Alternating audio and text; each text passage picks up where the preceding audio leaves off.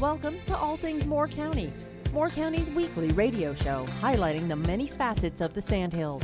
That includes real estate, lifestyle, community and neighborhoods. And now from 4 Properties, here's your host, Bill Sahadi.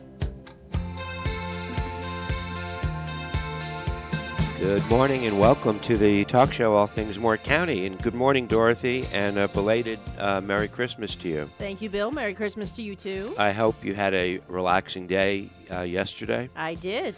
I don't think we've ever done a show the day after Christmas. I can't recall having done one. No, but you were sweet to come in to accommodate. Anything for you, Bill. What happens, every year I say the same thing. A few days before Christmas, everybody is out and about. The traffic is, bumper to bumper. Stores are jammed. Yep. Yesterday, Christmas Day, because we're taping the show on the 26th. Right. Yesterday, it was like a ghost town. Yes, it was. I mean, not a car. It's because there's nothing open. There's nowhere to go. There's nothing to do but spend time with your family. Everyone stays up. Literally, There was the only thing that I saw that was open was Pony Espresso. and I stopped in and got a cup of coffee in the morning. They were open for you, Bill, I'm sure. I think they did. They closed right after I pulled out of the lot. But they were open for half a day. And we've had an interesting year of shows because we've had a great mixture of people who have moved to Moore County, have claimed Moore County as their own, and had a story to tell.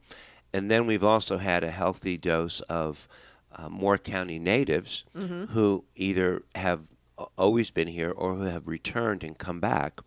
And today we're going to be talking to a young, I think he's a young man, although he told me he has five grandchildren, and he's 48 years old. Hey, same age I am, but he's got more grandkids than me. Yeah. We're talking about Eric Payne. Eric is one of 7 children. His father has been a well-known home inspector in the area, Earl Payne, and I did not realize that your dad he has not retired. No, he has not retired. He will never retire. You just can't keep him down, huh? No.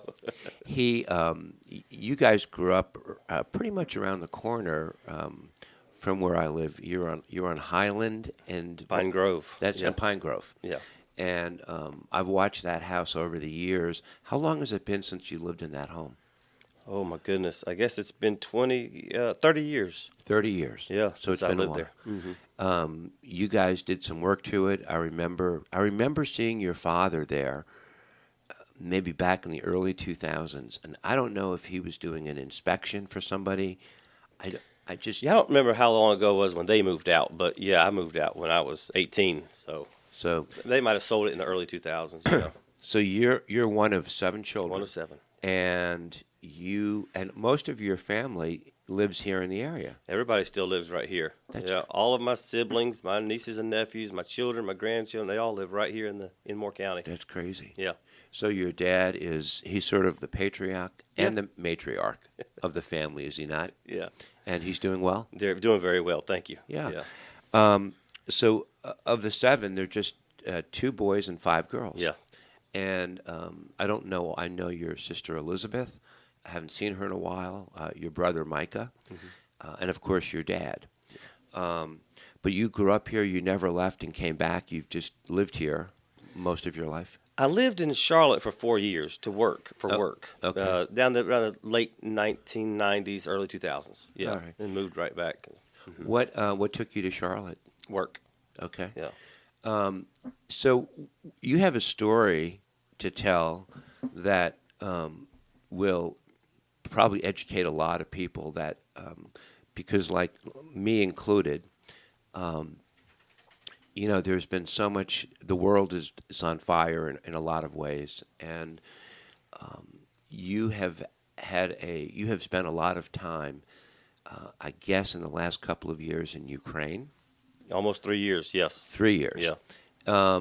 And we get, I think we get a watered-down version of what's happening over there with the war. It's been going on now for how many years? Almost 3 years. Yeah, the whole time. Yeah. So the Ukrainian people are everybody. I mean, I think people are surprised that they have hung in there so well against the Russians.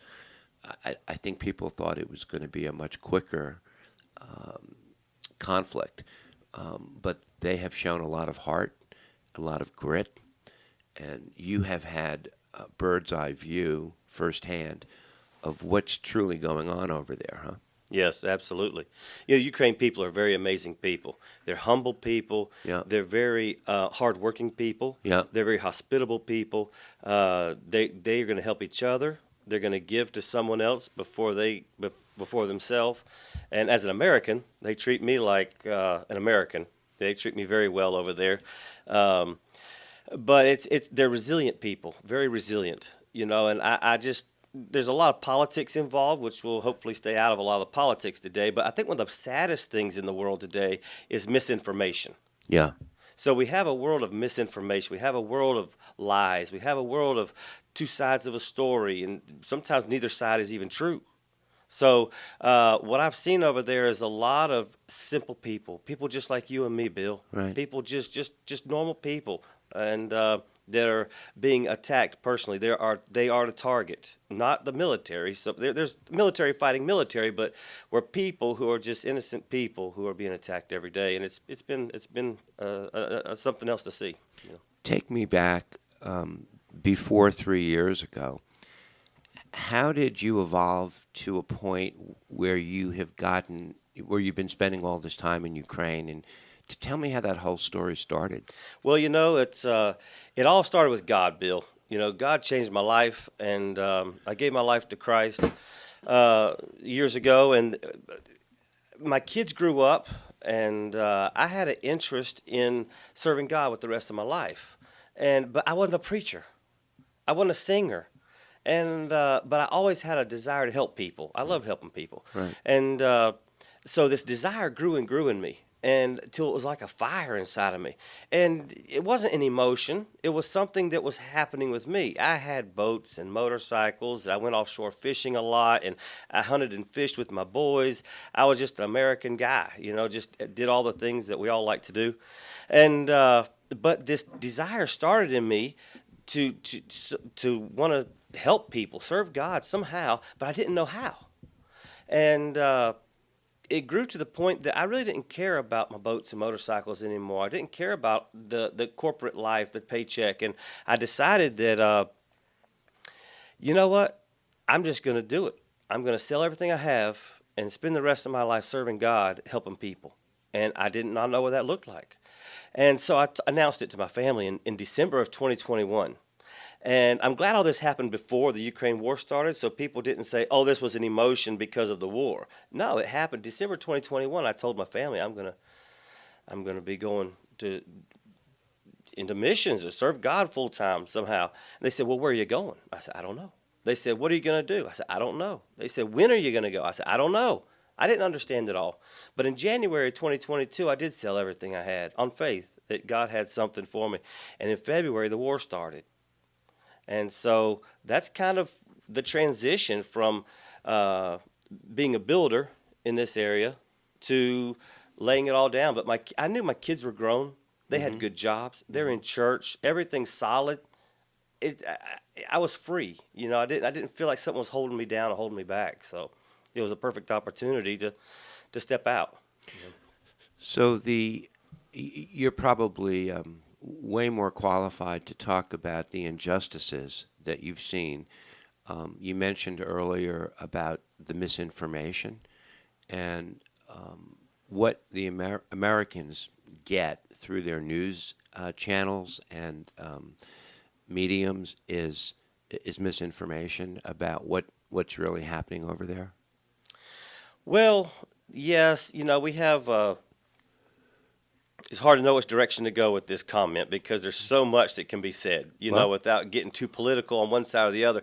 But the truth is that hundreds of thousands, millions of people have been pushed out of their homes. Right. Millions of people's homes have been destroyed. Hundreds of thousands of people have lost their lives, innocent people. And, you know, when Ukraine was invaded, the Ukraine army wasn't but a 6 to 10,000 standing man army, and now over 600,000 men have died. These aren't soldiers. Yeah, they might have had camouflage on, but they weren't. They're not soldiers. It's not the Ukraine army, you know. And so to think that all of this money is going over there, all this equipment is going over there, well, take it from a guy who's there. We don't know where all it goes, but we know, you know, this country, we have a system of the way things are done with the military-industrial complex. A lot of money falls through the cracks there. Every country in the world is corrupt. Everybody's getting a piece of the cheese somewhere. And a lot of people think that the Ukraine people are benefiting from money, from somehow. And it's not. They think that America is sending humanitarian aid by the billions. It's not. It's just, there's just so many things that people, when you talk to people, people feel like this is the way it is. And you're like, no, it's not. And you can't change their mind. But it's funny how we have a thing in our media. We know that some news is fake. We believe some news is fake. We talk about some being fake. But when it has to do with our money going to another country, we believe everything we hear about that money. You know, so there's so much misinformation. What's true, what's not true. And the truth is there are millions of people suffering very badly. The perception that I get from looking at the news / maybe misinformation is that there are a lot of Americans, both in the government and in our general population, who are trying to support the Ukraine people against the battle with Russia. Is that not accurate? Well, Bill, it's a complicated situation. Okay. It really is. Okay. Because it's not what it Okay. I don't know where a lot of this help is going. I work in the Center of Humanitarian Aid over there. We've moved over 5,000 tons of aid to the front line, to strategic areas of the most needed help. There are a lot of people helping. There are a lot of people doing a lot of things, especially organizations. The government has to do a certain amount to show that they're doing something. Right. But they're not doing $200 or $300 billion worth. Okay. They could win the war with that kind of money, you know, easily. And so you just wonder sometimes is what's the purpose of the war? What's the direction of the war? Is some of it not even a staged war to create financial flow for other things? But that's not really my place to talk about. We hear a lot of things. So is the argument that you hear that we have an interest in the war because of potential Russian expansion? Is that accurate? Not accurate? it's hard to say. It's Okay. hard to say. Okay. There's a lot of ideas out there, but the whole thing is that this war was started. Russia has 11 time zones, Bill. Right. Ukraine's the size of Texas. Right. We have two different. We have a superpower versus a country that just became free a few years ago. Right. But you know, it's funny that Ukraine 20 years ago or so had, I think it was the number 2 in the world for nuclear weapons. Ukraine? Ukraine was like number 2 in the world back in the early 2000s. Okay. Like number 2 in the world for nuclear weapons. Okay. And there was a deal made to go into Ukraine and take the nuclear weapons and all propelled artillery, missiles, rockets. They stripped them of everything they had. They're down to bullets, dude. Bullets. Down to just guns and bullets is their biggest thing. And a few tanks with some, you know, artillery, small artillery. So here Russia comes in and takes over. Why can't Russia take them over? Why couldn't Russia take them? Yeah, why? We just brought in a superpower of the world to take over a country the size of Texas who didn't have any propelled weaponry. Why has it lasted so long?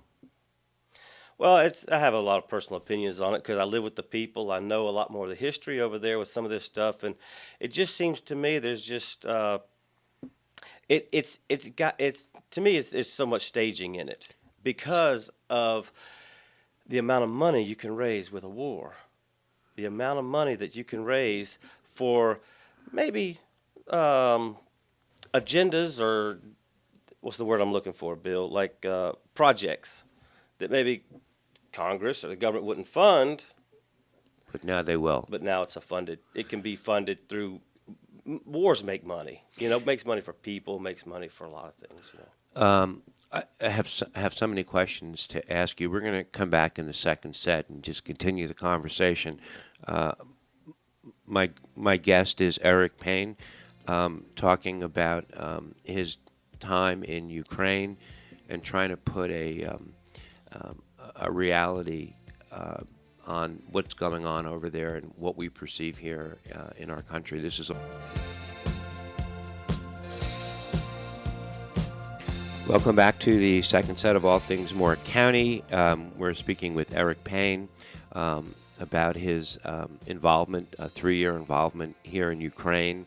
And Eric, we talked a lot in the first set about perceptions, what's true, what's not true, and it's important to note that your comments are your personal observations, right? You're not saying this is a fact or that is a fact, but it's your gut as you see things on the ground. It's interesting. Yesterday, Christmas Day, I read, again, it was a posted article that Putin went ahead and sent some bombs into Zelensky's hometown to destroy the power grid there so that Zelensky's hometown would be in darkness on Christmas Day. Okay, I don't know if that's true, not true. I have no. I mean, we see things. So we get half truths. Okay, Half-truths. So what you have to understand is that they've been bombing Kryvyi Rih for a while now. They've been doing a lot of bombing in Kryvyi Rih. They've been bombing all the electrical sites and stations. Right. They do it every winter, Right. and heavily every winter. And through the summer, they don't target the electrical sites so much because people don't need electricity. But here, the winter times, people depend on electricity for heat, for life survival, Yep. and it gets dark very early there in the evenings. Right now in northeast Ukraine, it's getting dark around 4 o'clock in the afternoon, and it gets light at like 7:45, 8 o'clock in the morning. So a lot of dark hours. So this brings depression. If you don't have electricity, it just brings a lot of depression. It's just strategy, and.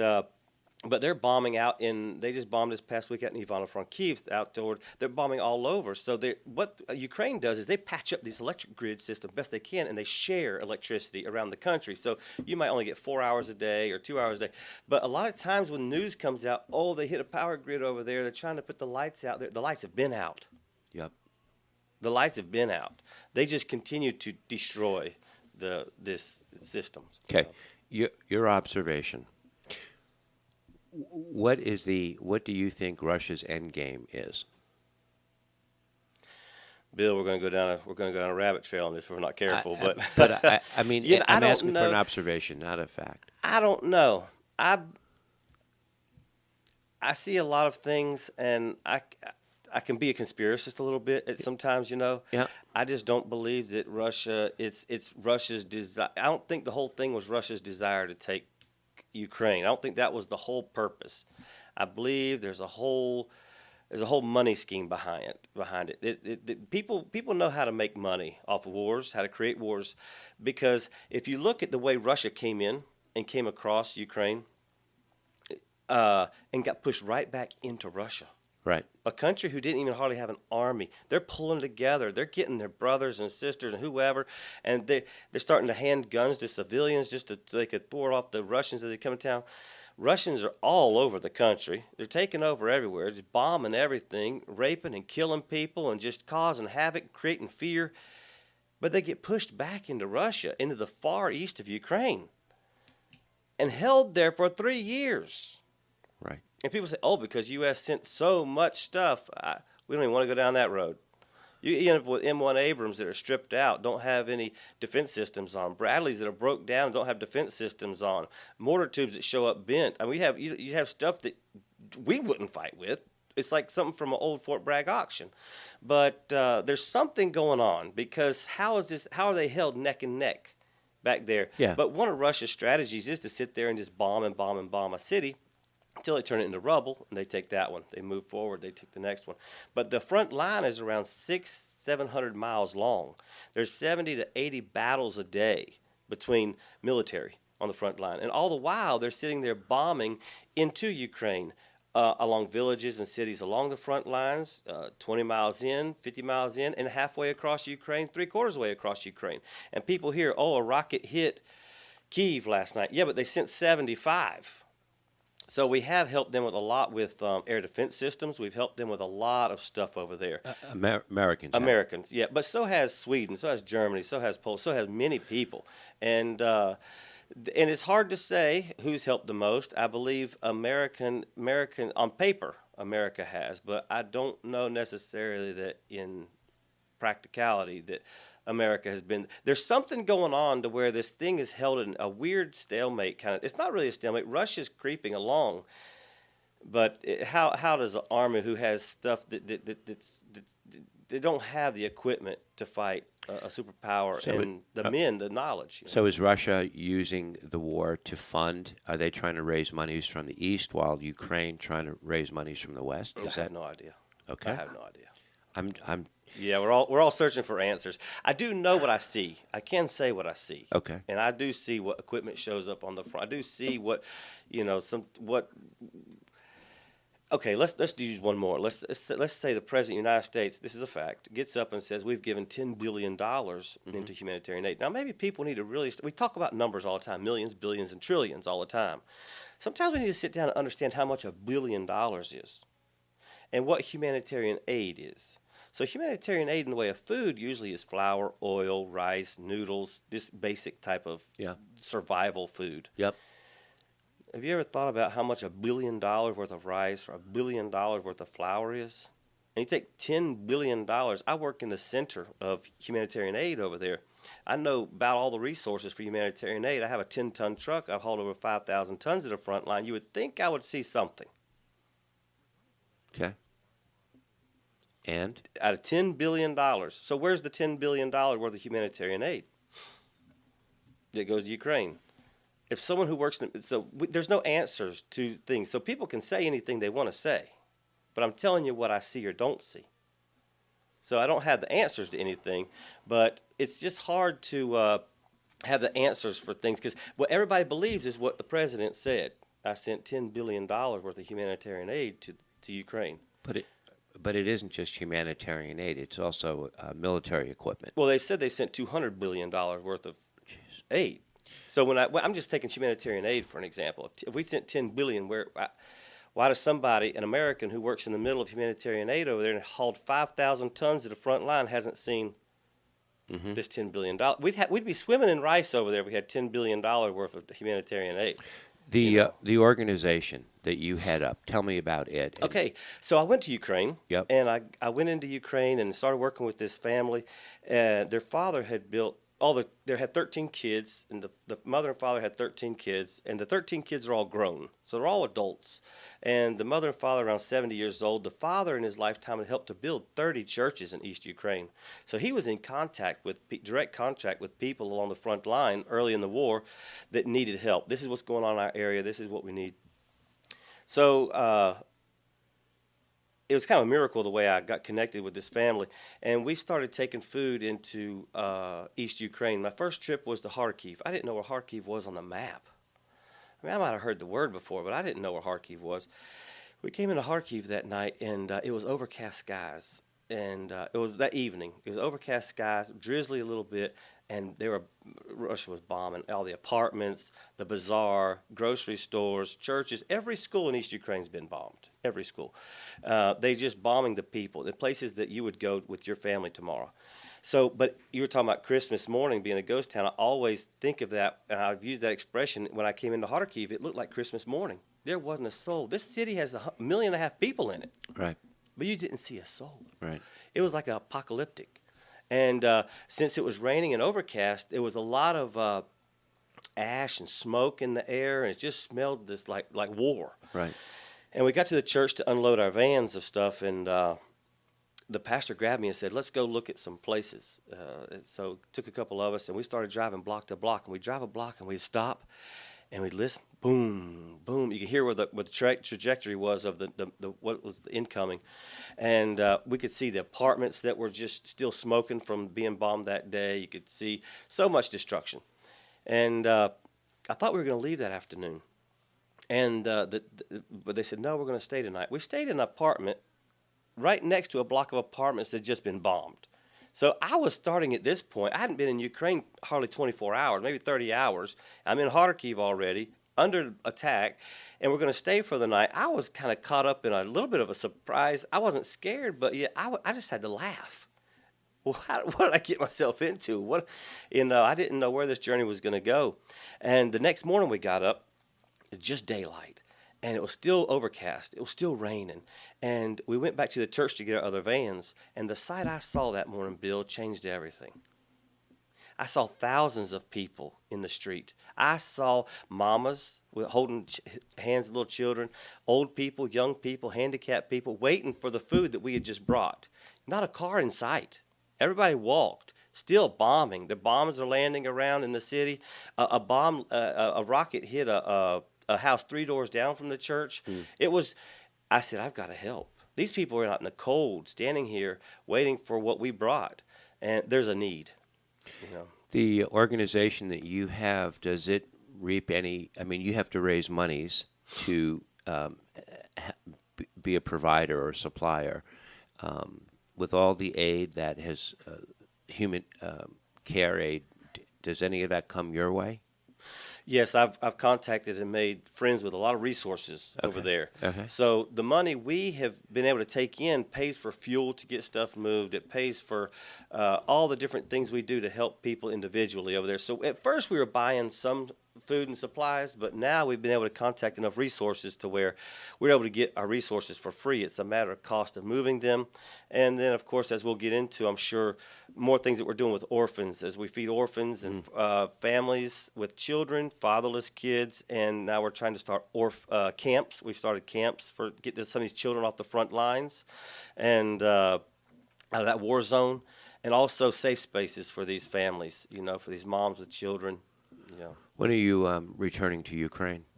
Well, I leave here December 31st. I've got to run to Mexico because I have a team of 10 guys in Mexico that speak English that'll be coming to help us for a couple months.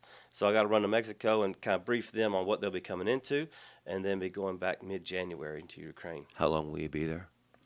Well, I'll stay there until.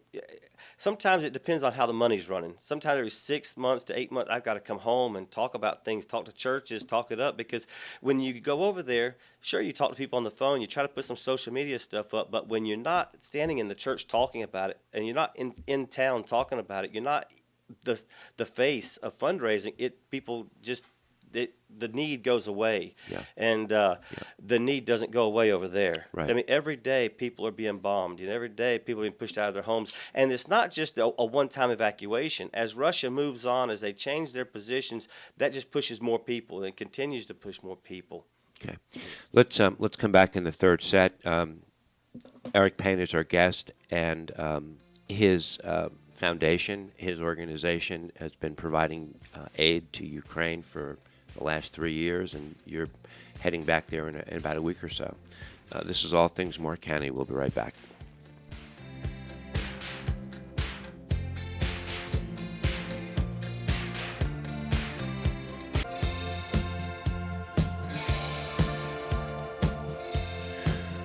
Welcome back to our third and final set with Eric Payne, talking about his foundation and his involvement in Ukraine.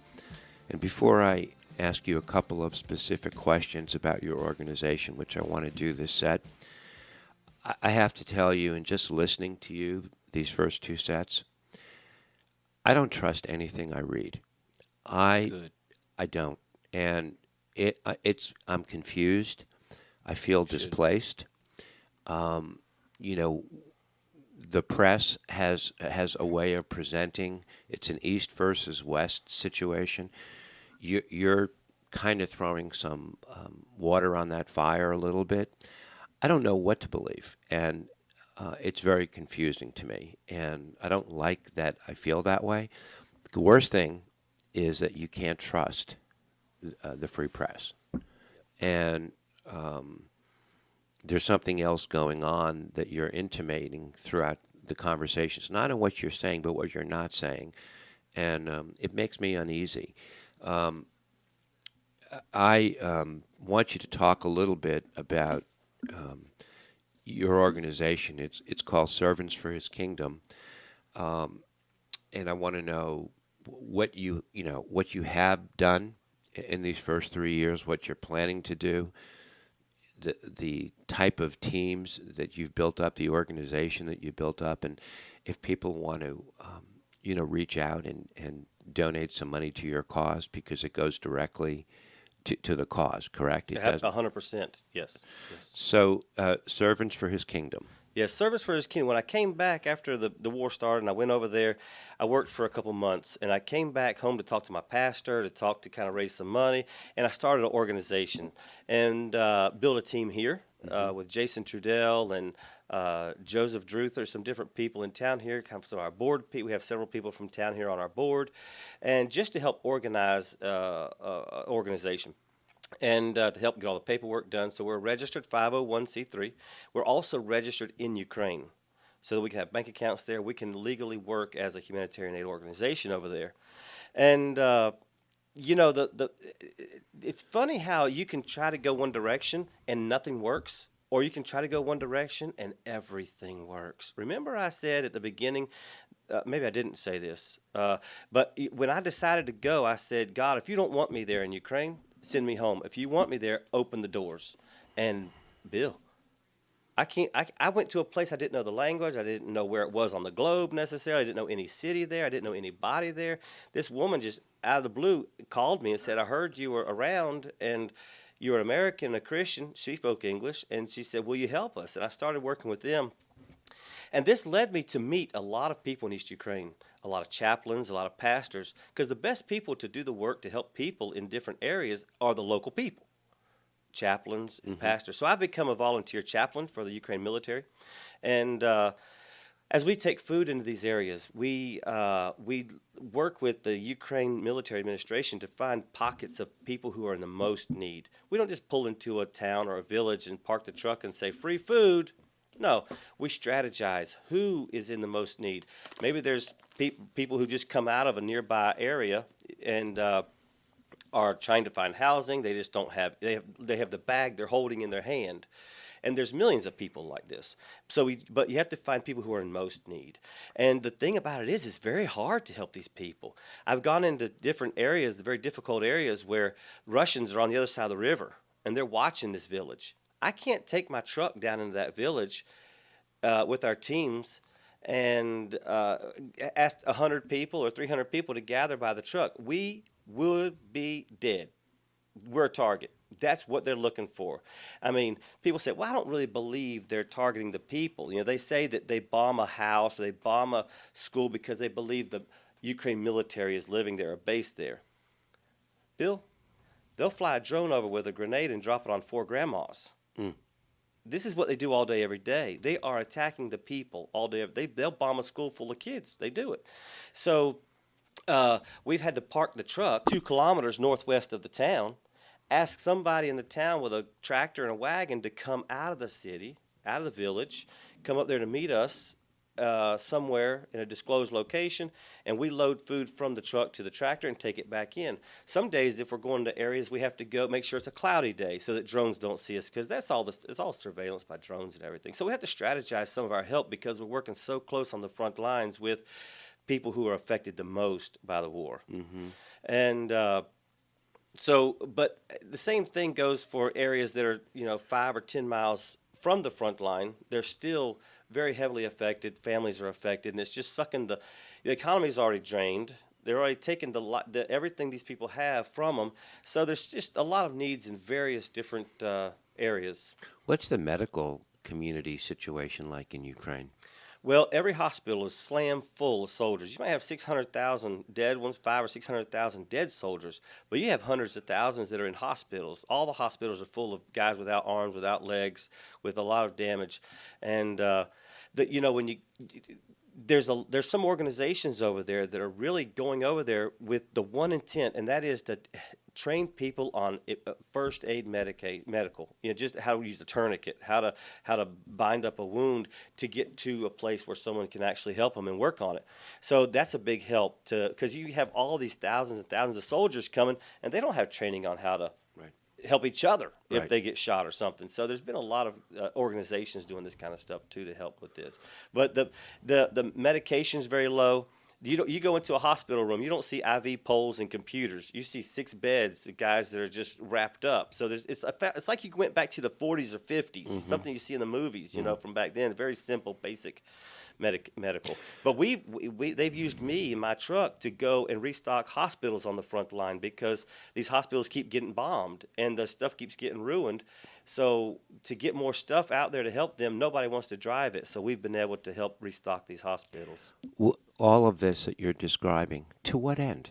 That's what the end? sad part. What end? Because it's innocent people being caught in the crossfire and targeted. Why? We don't know. Oh, how can we not know? I don't know. The Ukrainian people would like to know. Because, what gets me is they're not a proud people, they're the humble people. Right. They're the people who would come to America and feed us. Right. They're passionate about what they do. They're hardworking and they're amazing people. Amazing people. I mean, I don't know. Honestly, the more I listen, the less I know what to think about the intentions of the East and the West. This isn't just a raising money exercise. What's Russia's end game? What do you think it is? Again, it's not a fact. It's just your opinion from what you've seen. It's certainly better than what we read every day, because there's a bias in the press for sure. I mean, It's hard to say. But it's you just wonder if God's hand isn't in it to some extent to hold Russia back, because it's that Russia should be able to squash Ukraine in one sense. Right. But they just haven't. But they're using phosphorus. They're using chemical weaponry. They're using a lot of weapons that are against international law to use in war. They're using all of it. And there's genocide every day, and the world sits back and watches. And, Bill, I'm going to say it again.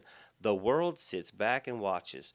But they hide a lot of the information from the world, so the world doesn't really know what's going on over there. And Russia's not being held accountable. And it's to me, it's very disheartening. And I'm not there to fight the war. I'm not there it's for political reasons. I'm not there for my press. I'm there because God put on my heart to help people. And we've been able to help so many hundreds of thousands of people over there. And we continue to, and we will continue to. What do you think is going to happen later in January? We're going to have a change of administration. You've heard a lot of pontificating about, ending this war in one day and, ridiculous information stuff. What do you think our country's position is going to be going forward? I don't know. We're praying for a ceasefire, Bill. We are praying for a ceasefire. We are praying at least to stop the bombs from falling on the people. And a lot of people in Ukraine hear our new president saying, I'm not sending any more money. They're scared. And I'm saying, well, hopefully, because he'll be able to come up with a negotiation, he'll be able to stop it. But they're like, well, the past administration at least is sending something. And so we just need something. They live in fear. They're really living in fear, and they're getting wore down. When you live in this kind of situation, in this kind of war, under this kind of attack, with your whole economy broke down, with all your men going to the military, with people turning into orphans every day, and people turning into fatherless and widows every day, people get exhausted. Right. So many people they don't have a job anymore, so they just volunteer all their time to help. So God's really blessed me to be able to have a business mind. So I went over there and I started with the help of introduction. I've been able to start teams of with pastors, with chaplains, amazing teams, to where I can work with these same teams all the time. I can stay in these same places all the time and continue to create the most effort help we can. Where do people need to go if they've heard you, and they want to contribute? Because you need to fundraise. It's part of what you do. Yeah, fundraising is a hard thing because of everybody thinks money's sent there. Everybody thinks there's a lot of money there, and there's all this help is already going there. And I'm telling people what's happening on the front lines, and what we're doing, we're scrapping to help. And we really need finances. And they can go to Servants for His Kingdom. .com is our website, and we're on Facebook at Servants for His Kingdom. I think we're on Instagram for Servants for His Kingdom. I'm not big with all the social media stuff. I know it because we're a nonprofit and a young nonprofit. We don't have experienced people to make our website. So forgive us if it's not what you're looking for, but you can contact us. We'll give you. We have tons of videos that we're trying to get on our website. But there's a donation button there. There's also an address there they could send a check to in Southern Pines to help us, because that's one of the biggest things right now is, politics have gotten involved in the churches are full of politics. You go to church and try to talk to churches, and it's like, well, Right. it's all politicized. Right. Eric, you've raised a lot of questions in my mind, and I'm sure in people who are listening, as to what's really happening and why. And I applaud you for what you're doing. And you have plans, I guess, for 2025 to continue what you're doing the last 3 years.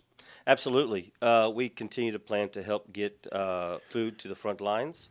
Our resources are strong. We can get these resources for free. It just costs, say, to get 10 tons 12 hours away to a very hot spot at the front line, it costs around $800 just for fuel. Right. To haul 10 tons 12 hours and get back. So we have camps we're doing this year. Because the education system is so broken, we're opening an education center, and our safe places and education centers are underground right now. But that's your most expensive property. That's your most expensive real estate in Ukraine is underground.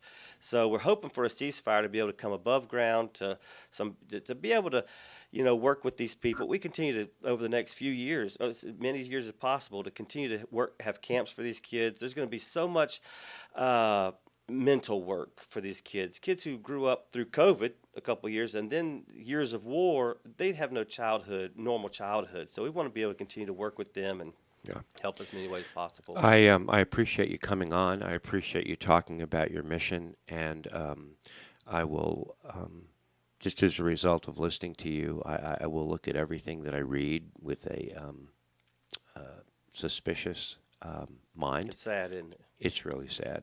But I appreciate you coming day after Christmas, and I wish you all the best this year. Thank you so much. Eric Payne, thank you for joining us. The organization is called Servants for His Kingdom, and we appreciate it, and we will see you next week. This is All Things Moore County.